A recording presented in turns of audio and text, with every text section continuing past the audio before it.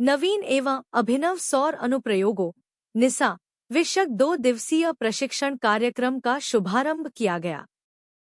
पूर्वांचल राज्य ब्यूरो वाराणसी। आज कृषक उत्पादक संगठन एवं औद्यानिक विपणन सहकारी समिति लिमिटेड टिकरी वाराणसी द्वारा जीआईजेड के सहयोग से नवीन एवं अभिनव सौर अनुप्रयोगों निसा विषयक 2 दिवसीय प्रशिक्षण कार्यक्रम का शुभारंभ किया गया। इस कार्यक्रम का उद्देश्य किसानों को एग्री फोटोवोल्टेक एग्री पीवी तकनीक की व्यावहारिक एवं सैद्धांतिक जानकारी प्रदान करना है, जिससे वे अपने खेतों का दोहरा उपयोग करते हुए ऊर्जा उत्पादन और कृषि दोनों क्षेत्रों में आत्मनिर्भर बन सकें।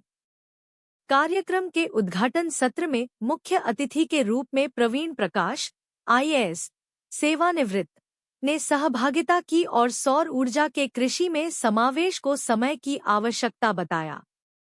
जीआईजेड के प्रतिनिधि श्री वरुण सिंह ने ऊर्जा एवं जलवायु अनुकूल कृषि पहलों पर प्रकाश डालते हुए बताया कि एग्री पीवी तकनीक भूमि के दोहरे उपयोग की दिशा में एक क्रांतिकारी कदम है।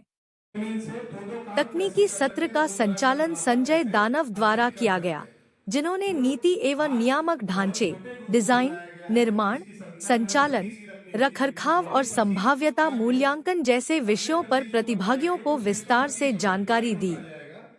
कृषक उत्पादक संगठन के अध्यक्ष इंजी अमित सिंह ने बताया कि सौर ऊर्जा अब केवल पर्यावरण संरक्षण का साधन नहीं, बल्कि किसानों के लिए आय सृजन का मजबूत माध्यम बन रही है।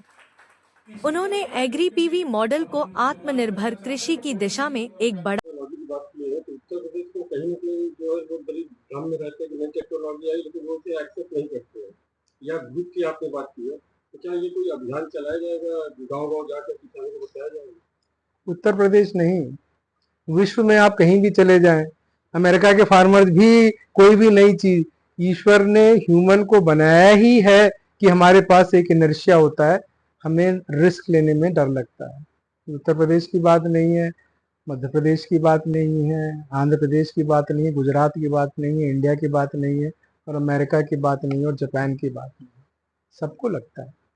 इसलिए रिस्क हमेशा, कोई चीज नई करने में रिस्क शेयरिंग होनी चाहिए, शेयर करना चाहिए रिस्क।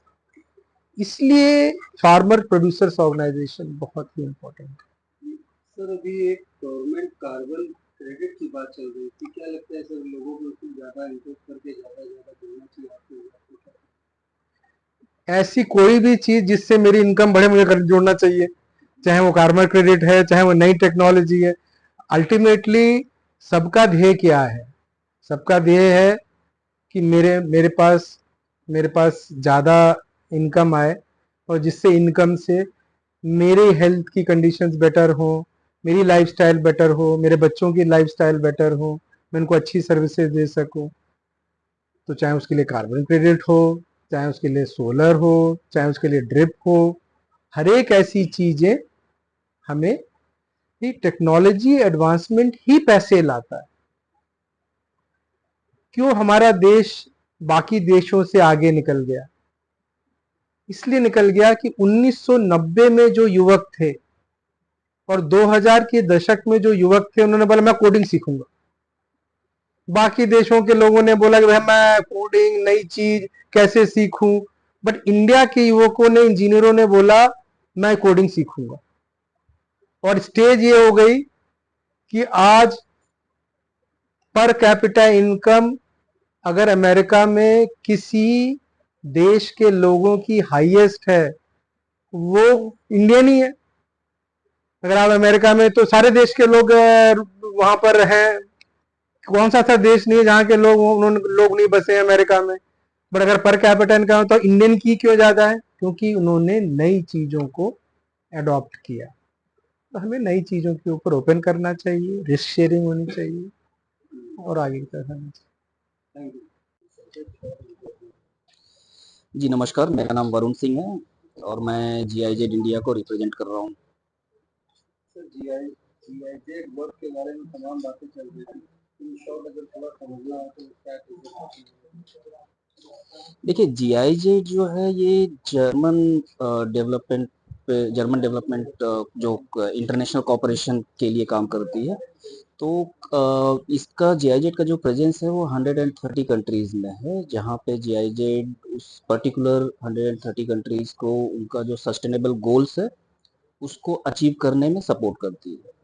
जैसे कि हम इंडिया में हैं, हम इंडिया की जो भी सस्टेनेबल गोल्स हैं उनको अचीव करने के लिए हम मिनिस्ट्री को के संपर्क में रहते हैं, और हमारा प्रपोजल रहता है कि किस तरह की टेक्निकल असिस्टेंस वो हमसे चाहते हैं, और जहाँ पे मिनिस्ट्री कहती है कि हमको यहाँ पे सपोर्ट की ज़रूरत है, वहाँ पे हम हमारी जो टेक्निकल एक्सपर्टीज़ है उस वहाँ पे उस मिनिस्ट्री को सपोर्ट करने में हम मदद करते हैं।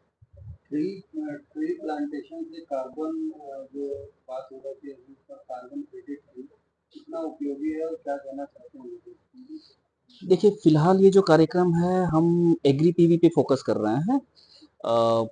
जी, जैसे कि फॉरेस्ट डिपार्टमेंट के ऑफिशियल्स थे, वो लोग इसके बारे में ज़्यादा जानकारी दे सकते हैं, और डेफिनेटली ये जो कार्बन क्रेडिट्स का जो गवर्नमेंट का प्लान है वो भी सस्टेनेबल गोल्स अचीवमेंट के लिए ही है, लेकिन फिलहाल हम लोग एग्री पीवी और ये जो नीसा टेक्नोलॉजीज है इनके ऊपर अवेयरनेस और ट्रेनिंग कैंपेन की एक्टिविटीज कर रहे हैं।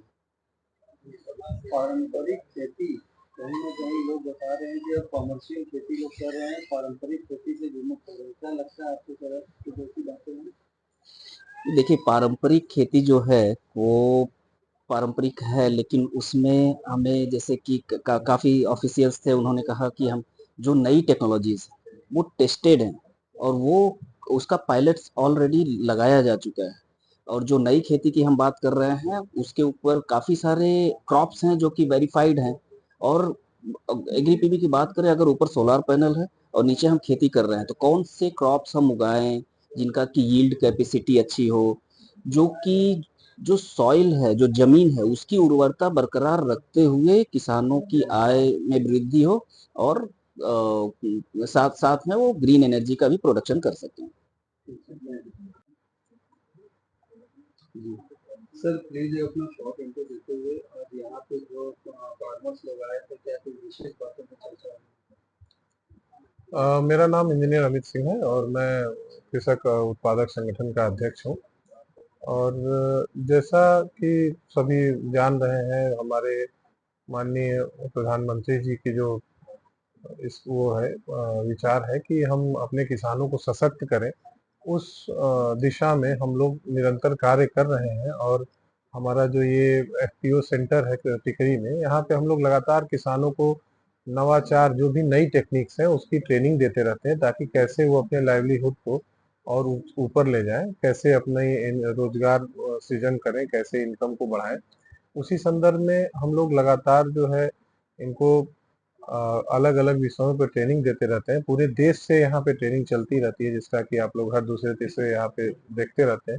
हम लोगों का सिर्फ यही ध्येय है कि ज़्यादा से ज़्यादा किसान जो नई और आधुनिक चीज़ें हैं उसके बारे में जाने, जानने के साथ उसको किस तरह से इम्प्लीमेंट करें, अपने यहाँ कैसे लगाएं, कहाँ से उसको उसका लाभ मिलेगा, कैसे उनकी वो मशीनरी इंस्टॉल होगी, ये सारी जानकारी हम लोग एक छत के नीचे उनको देते हैं। हमारे माननीय जो सीडीओ सर हैं हिमांशु नागपाल जी, उन्होंने भी कहा है कि जितना ज़्यादा से ज़्यादा हो सके लोगों को इन चीज़ों से अवेयर कराइए, उनका ज्ञानवर्धन करिए। तो उसी क्रम में हम लोग कार्य कर रहे हैं। एग्री पीवी की जो ये ट्रेनिंग यहाँ पे चल रही है, ये अपने खेत से सोलर लगा के सब्जी के साथ, जैसे सब्जी का हम लोग मूल्य प्राप्त कर रहे हैं, उसी तरह से सोलर से भी मूल्य प्राप्त कर सकते हैं, अच्छा पैसा कमा सकते हैं। कभी कभी मान लीजिए कोई घटना और प्राकृतिक घटनाएं हो जाती हैं जिसपे सब्जियों का दाम नहीं मिल पाता है, लेकिन सोलर एक ऐसी चीज है कि उससे लगातार बिजली बनती रहेगी और ग्रिड में जाती रहेगी और किसान को अच्छा मुनाफा होता रहेगा। ये योजना जो आज की है, जिसके बारे में हम लोग बता रहे हैं, ये बड़े किसानों के लिए है। छोटे किसानों की ट्रेनिंग हम लोग लगातार कराते रहते हैं, ये बड़े किसानों के लिए। ये 1-1 मेगावाट का प्लांट अगर लगाते हैं अपने खेतों में तो 40 से 45 लाख रुपया साल इनको बैठे बैठाए आमदनी इनकी हो जाएगी। और जो सब्जी से और फसल से कमाएंगे वो अलग है। इसके लिए हम लोग अभी गुजरात गए थे और गुजरात में प्रॉपर प्लांट को देख के समझ के वहाँ के किसानों से बातचीत करके आए हैं। और जब हमको लगा कि नहीं, हमारे यूपी में इसकी बहुत संभावना है, जैसे हमारे मिर्जापुर, सोनभद्र, इन सब जगहों पे बहुत ज़्यादा इसकी डिमांड है और जगह हमारे पास जमीन बहुत पर्याप्त मात्रा में उपलब्ध है, तो हमको लगता है कि हम अपने किसानों को अगर इसमें जोड़ें तो इससे उनका भी मुनाफा होगा और देश में, चूंकि सभी जानते हैं कि जितना ज्यादा हम सोलर का इस्तेमाल करेंगे उतना हम हरित क्रांति में सहयोग करेंगे। इसी लिहाज से ये 2 दिवसीय ट्रेनिंग प्रशिक्षण कार्यक्रम यहाँ रखा गया।